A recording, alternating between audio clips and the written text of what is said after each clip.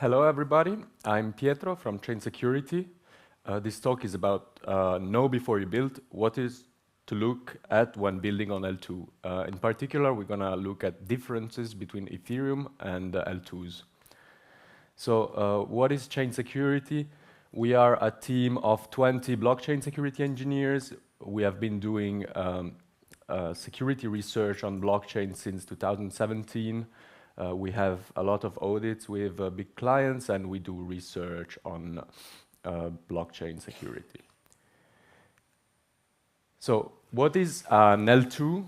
According to the L2bit definition, L2bit.com is a useful website to see the state of advancement of development of L2s. It is a blockchain that relies on an L1, so on Ethereum, for example, for its security. L2s can be more centralized without giving up any security in the process. So what are, for example, some L2s that we will talk about?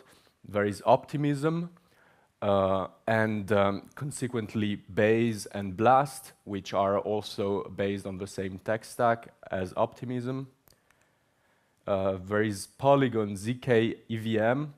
So this is, if we go back, Optimism is optimistic rollup. It means there's a fraud-proof mechanism, or there will be in the future a fraud-proof mechanism to avoid that the centralized sequencer can control the state of a blockchain. ZK rollups depend on cryptographic proofs to prove that the state that is being defined on the blockchain and saved to L1 is the correct one. Arbitrum, another optimistic rollup. ZK Sync Era, another ZK EVM zero-knowledge rollup. And then there's a few more, and also some that are not shown here. Linea and Scroll are now pretty popular, and there are also zero-knowledge rollups. So these are all EVM L2s. There are also non-EVM L2s that do not try to replicate the Ethereum virtual machine. And we've got different levels of EVM compatibility in L2s. So for example, Arbitrum and Optimism, they just pretty much run the same nodes, the same specification as Ethereum, and we could say they are mostly completely compatible. With ZK rollups, it's a bit more complex, and 4 levels of compatibility have been defined, so it can be completely compatible. This is level number 1, but it takes a long time to generate zero-knowledge proofs. It can be mostly compatible with some inaccuracies. This is level 2 and 2.5. 2.5 is compatible, the same behavior, but different gas costs. It can be compatible, but with some significant difference. This is level number 3. For example, maybe hash functions could not be used, or precompiles are different. This is because hash functions and cryptographic precompiles are often the hardest things to implement in terms of ZK circuits. Or it can be, if we go to level number 4, it can be compatible in the sense that you can compile Viper or Solidity, but it is not an actual EVM. It is another kind of virtual machine that emulates the support of these languages. So for ZK EVM from Polygon and ZK Sync, these range between 2.5 and 4 as compatibility level. So ZK Sync is the most incompatible with the EVM. It adds opcodes, and you need to use a special compiler. And ZK EVM in Polygon can run EVM opcodes, but it has some differences to Ethereum.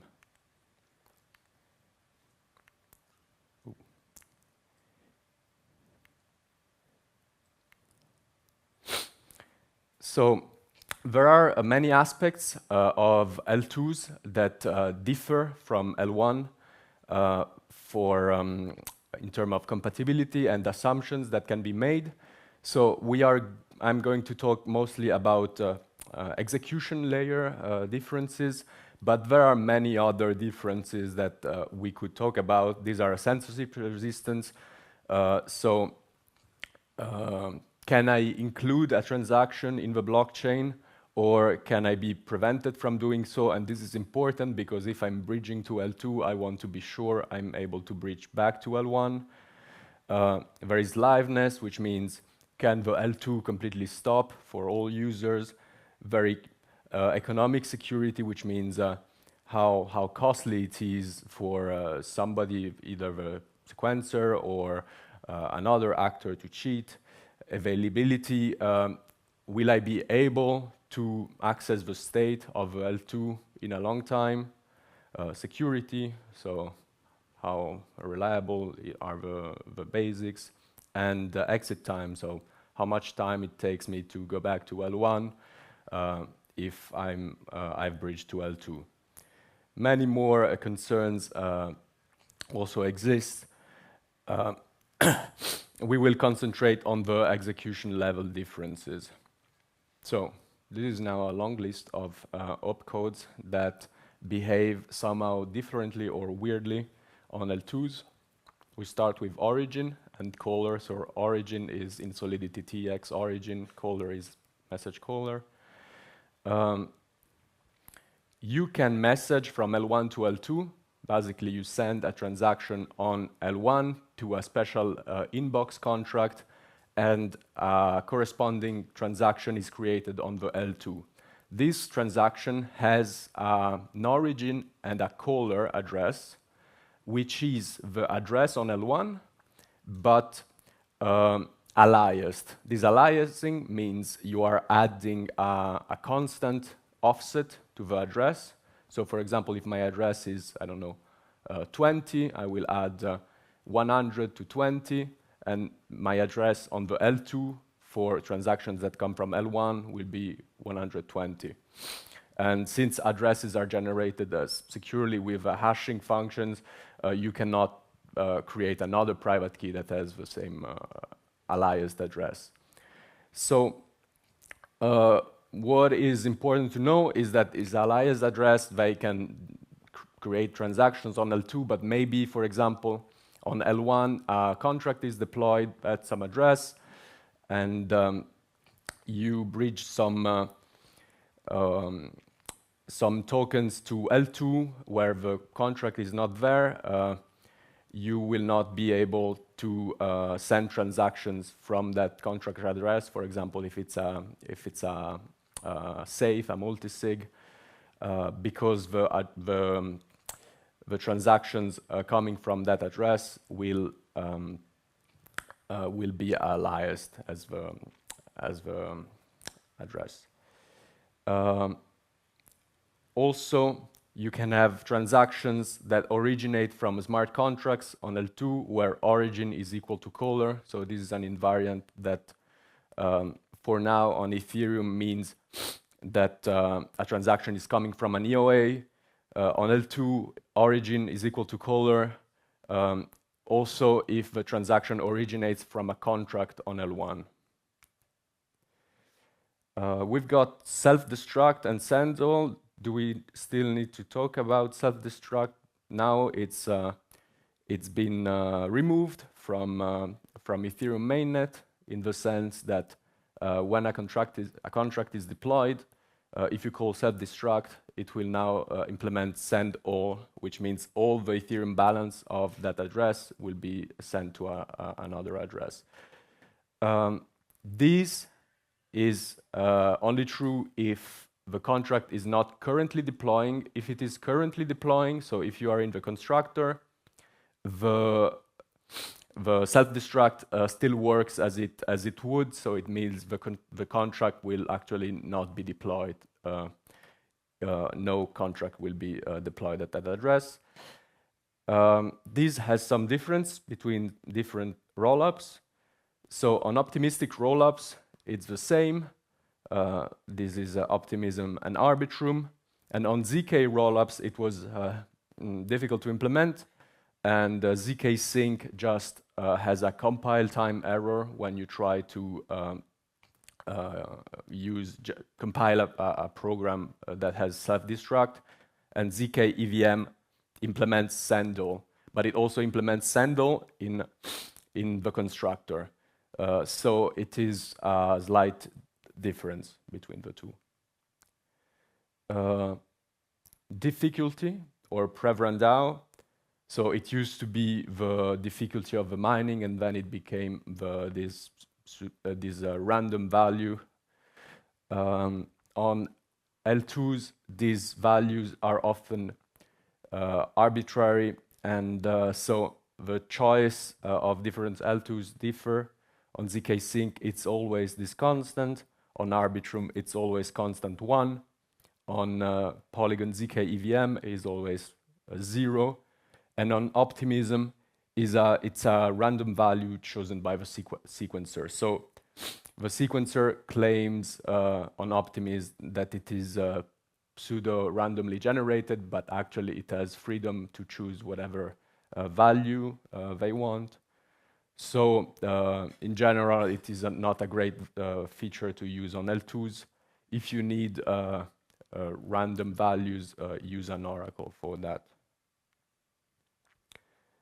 Number and timestamp. So this is tricky, and this is maybe one of the source of differences that actually matter. On L1, number is just a sequential number of a block, and it always increases by 1 between one block and the next one. And timestamp is the Unix timestamp of that slot, of that block, and it must always be a multiple of 12. It's pretty much 12 times the block number, except it's 12 times the slot number on the consensus chain. On L2s, this has been implemented in different ways. Initially, what was returned was the L1 number and time that corresponded to a certain block on L2, which meant you could have different blocks with the same number and the same time. It's been changed now on most chains, and what is returned is the L2 block number and the L2 block time, which means it's not the time, for example, is not increasing by 12. It's going to be increasing by depending on the block generation frequency of the L2. An exception is Arbitrum. It keeps the L1 number, which is an estimation of the L1 number that corresponds to the time this block is generated, but the L2 time. Why does this matter?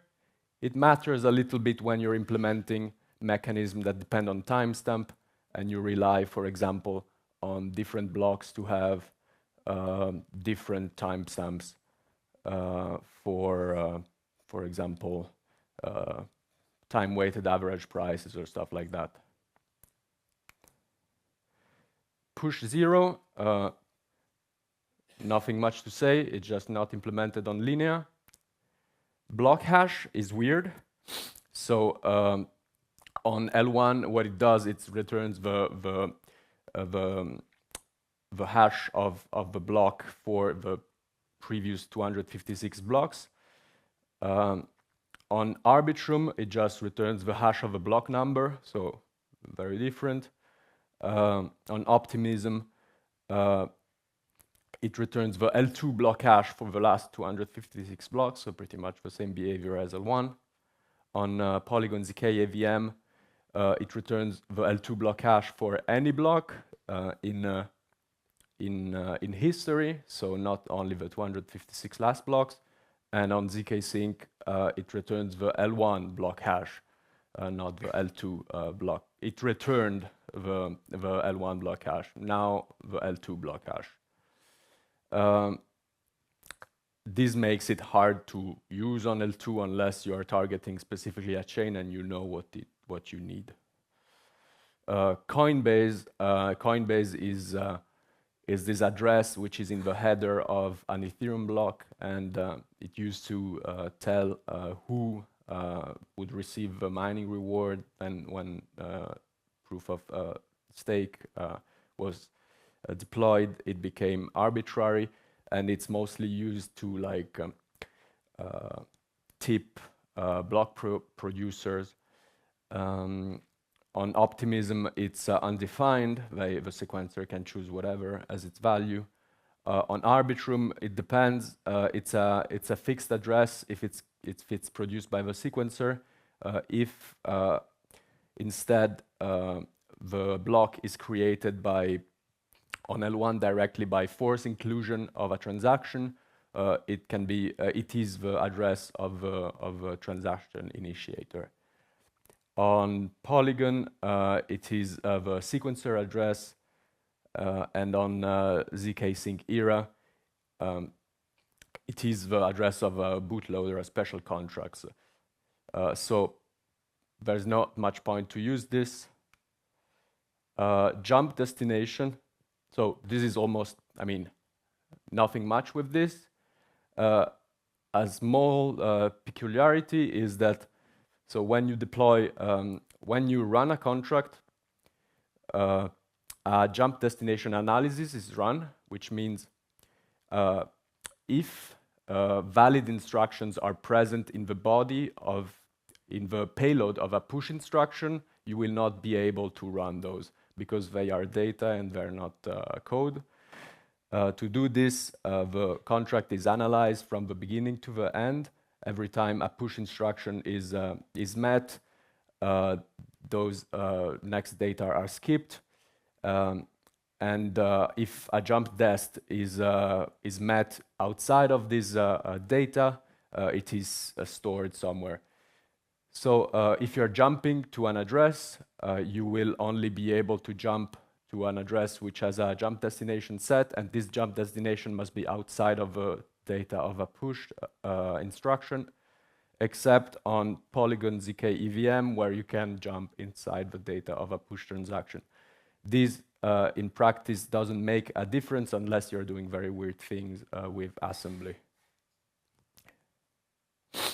And on ZK Sync, finally, there is a big list of incompatibilities. It's not targeting EVM equivalents.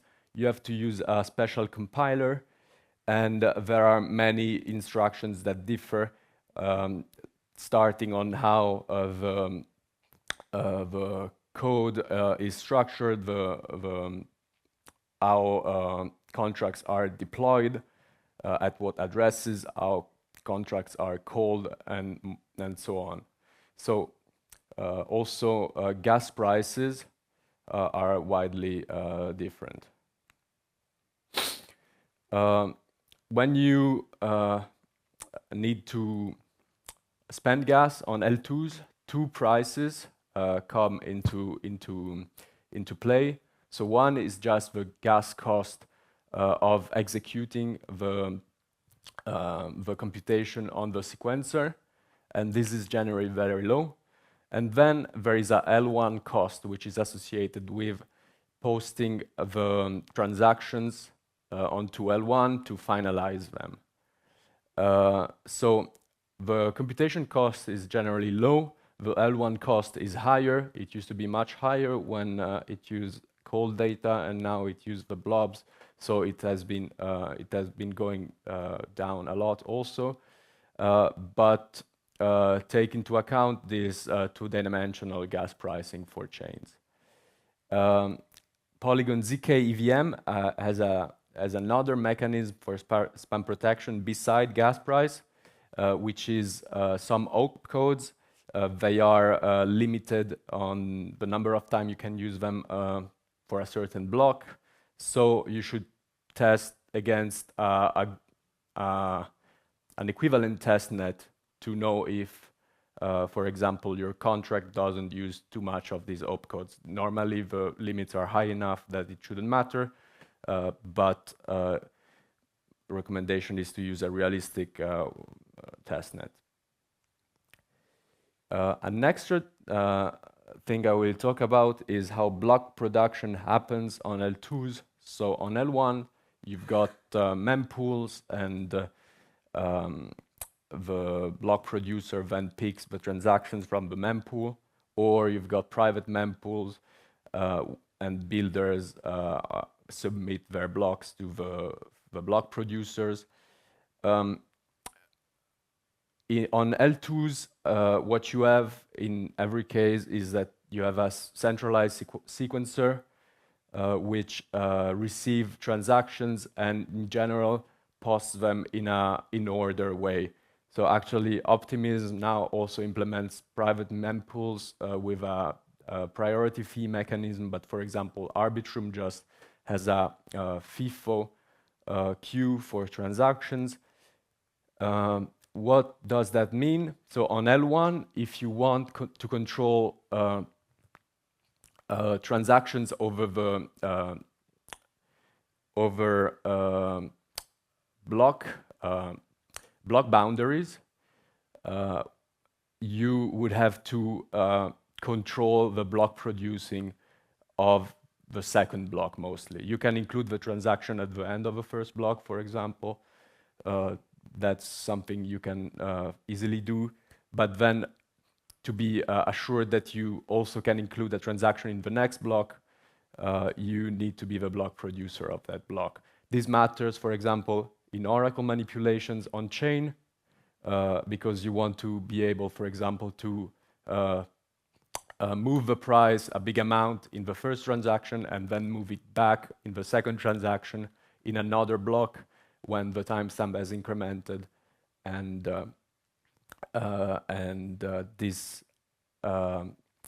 this moves, for example, the Uniswap TWAP oracle, but it risks losing your manipulation capital if you're not the producer of the next block. On L2s, what can happen is that because of this FIFO ordering of transactions, you can just send your transactions back to back, one with the manipulation in one direction, the next one with the manipulation in the other direction. And if you hit the timing right and you get the time when a new block with a new timestamp is produced, you will be able to almost surely have these transactions in order, included before they are actually revealed to the rest of the world, so nobody can arbitrage them back before you do. So it is a liability in terms of these on-chain oracles that use the timestamp.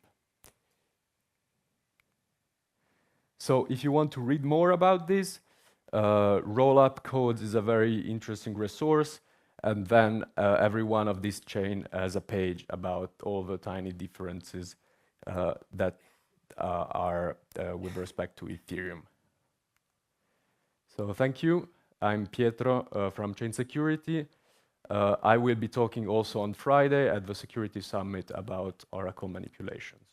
Thanks.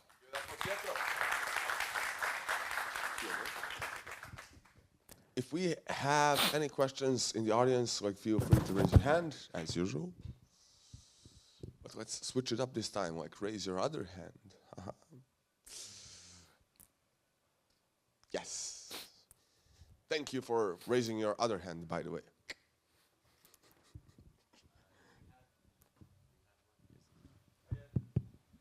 You had one slide saying that it's bad for TWAPs. Can you just elaborate on the difference between the TWAP on L1 and L2 in that case? Okay, so I think I had it on the timestamp slide. Maybe not. In any case, so what I can say about TWAPs is for block production. The TWAP, if it's on chain, it generally depends on the timestamp, and timestamp can increment as block on block boundaries, basically.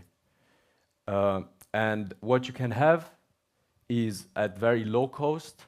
So you're paying for the transaction fee and for the pool fee, but not for, like, for example, on L1, if you want to control the TWAP, you need to be the producer of a block, so you're guaranteed to be able to undo your manipulation. On L2s, because of this FIFO ordering of transactions, you can send 2 transactions back to back, and one, if you've got the timing right, one will be included in one block, and the next one will be included in the next block over a timestamp transition, and so this allows you to control that amount of a TWAP. Does that answer your question?